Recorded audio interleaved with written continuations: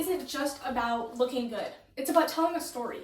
From dark, bold eyeliner used by the ancient Egyptians to the subtle tricks used by the Victorian women to the creative and artistic styles that we see today. Makeup is more than just a cosmetic. It's a reflection of our history, identity, and culture.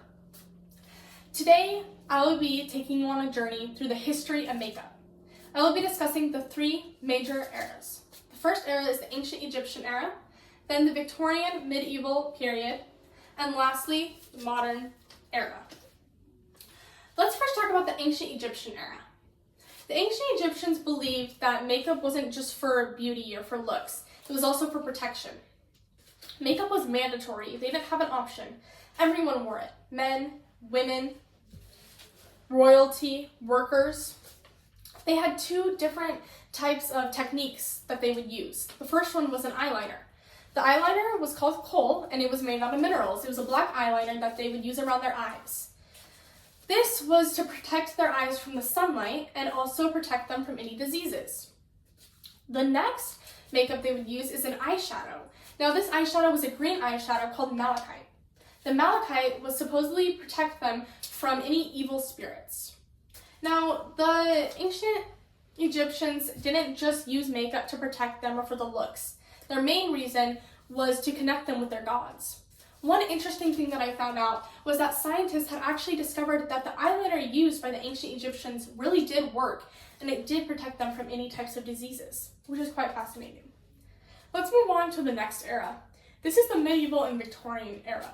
Now, their goal was to make it look like they weren't wearing any makeup. The society during this time, the community, was very harsh, very conservative, and they would frown among women who wore makeup or looked like they were wearing a lot of makeup. So the women tried to find some strategies to look like they weren't wearing as much makeup.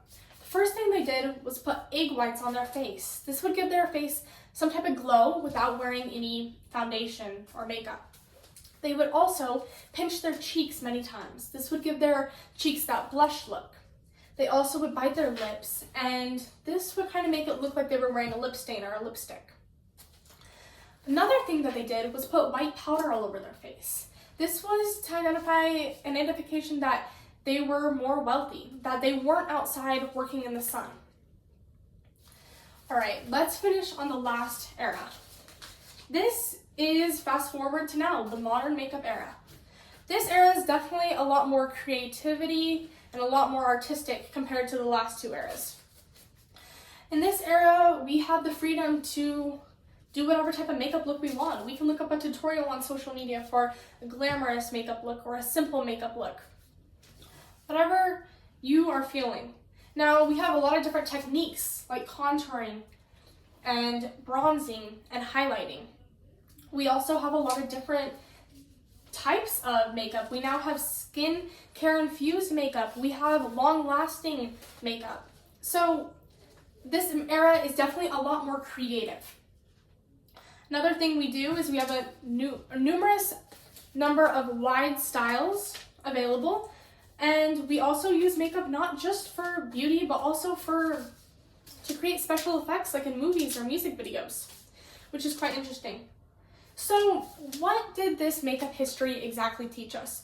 I think the history of makeup taught us that it's more than just makeup, it's more than just a product, it's our history and it's our culture. And that it's come a long way compared to the first era I talked about to now. In the first era, we were using makeup to scare away spirits. And then we were using makeup to look like we weren't wearing any makeup. And now we're using makeup to be creative and be ourselves. So I think it's not just a product, but it's actually a part of human history. I would like to just finish how that makeup reminds us that everyone deserves the freedom and to show the world who they are by expressing whatever type of makeup they would like to wear. Thank you for listening to my speech about the history of makeup, and I hope that you learned some things.